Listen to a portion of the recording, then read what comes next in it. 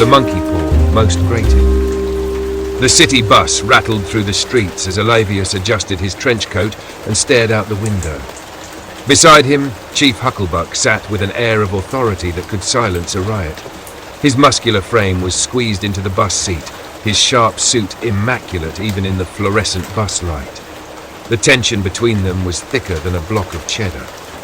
"You didn't have to come," Alavius muttered, pretending to focus on his cockroach companion, which was rhythmically tapping out what sounded suspiciously like a protest.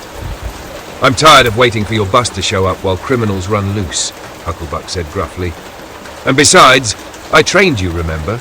Someone's got to keep you in line." The bus jerked to a stop. Alavius caught a glimpse of Hucklebuck's strong jawline in the reflection of the grimy bus window and swallowed hard. "Just try not to steal my thunder." Introduction downtown was a symphony of chaos. Honda Goldwings roared through the streets, their engines harmonizing with the soulful wails of 1990s R&B music blasting from massive speakers. The most grated MC bikers tore through the neighborhood, leaving a trail of noise complaints and melted cheese in their wake. At the head of the pack was Big Cheddar himself, a barrel-chested man with a gleaming bald head and a leather jacket adorned with patches of various cheeses. His sultry girlfriend, Baby Swiss, clung to him on the back of his bike, her curvaceous figure barely contained by her skimpy outfit. Trailing behind them was Fontina III, a 400-pound enforcer whose Honda Goldwing visibly struggled under his weight, the shocks squealing in agony.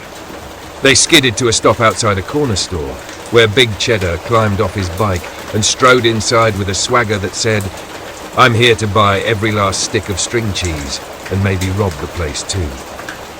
Chasing the bikers. The city bus screeched around a corner as Alavius and Hucklebuck shouted at the driver to keep up with the bikers.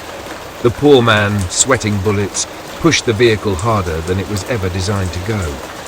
"They're heading toward the marina," Hucklebuck shouted, pointing as the gang zipped down another street. "No, they're doubling back," Alavius argued, clutching the pole for dear life. "Focus, rookie," Hucklebuck barked. "I'm not a rookie anymore," Alavius shot back, though the way he fumbled with his Mark Pies takeout bag said otherwise. As the bikers roared into a residential area, their R&B ballads shook windows and sent neighborhood dogs into a barking frenzy. Fontina hurled a block of Velveeta through a car window, laughing as the driver screamed in outrage. Baby Swiss pulled out a can of whipped cream and sprayed it into the air like a makeshift victory salute. Despite the chaos, the bus was always just a step behind. Hucklebuck growled in frustration, while Alavius muttered something about bus schedules and the importance of public transit. The unspoken tension. The chase paused when the gang disappeared into an underpass. Alavius and Hucklebuck sat on a bench at the bus stop, panting from the adrenaline. "You need to step it up," Hucklebuck said, his voice low but firm. "Maybe if I had a cruiser instead of a damn bus pass," Alavius muttered. Hucklebuck leaned in, his eyes boring into Alavius's. "You've got what it takes. You just need to stop letting distractions." His gaze dropped to the Mark Pies bag. "Get in your way." The proximity made Alavius's pulse quicken. He tried to focus on the cockroach crawling up his sleeve, tapping furiously like a jealous partner. The moment was interrupted by the distant sound of R&B music. The chase was back on. The bikers escaped. As the bus pulled up to the marina, it was clear the most grated MC had already fled. The smell of burnt rubber and melted cheese lingered in the air. A boombox abandoned on the dock crooned the final notes of Boyzoo Men's End of the Road. "Damn it!" Hucklebuck growled, slamming his fist into a post. "They're good," Alavius admitted grudgingly.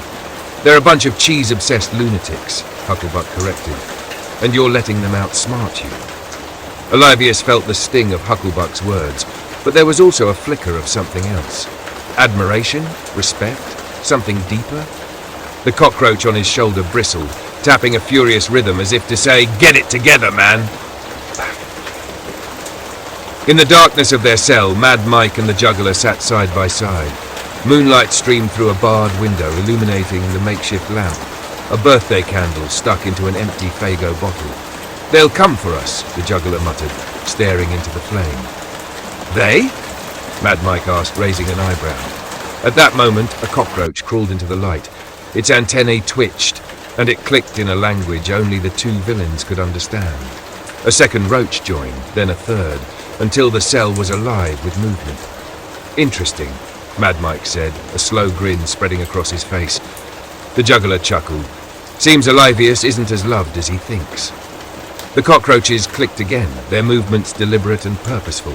Whatever their plan was, it was only just beginning.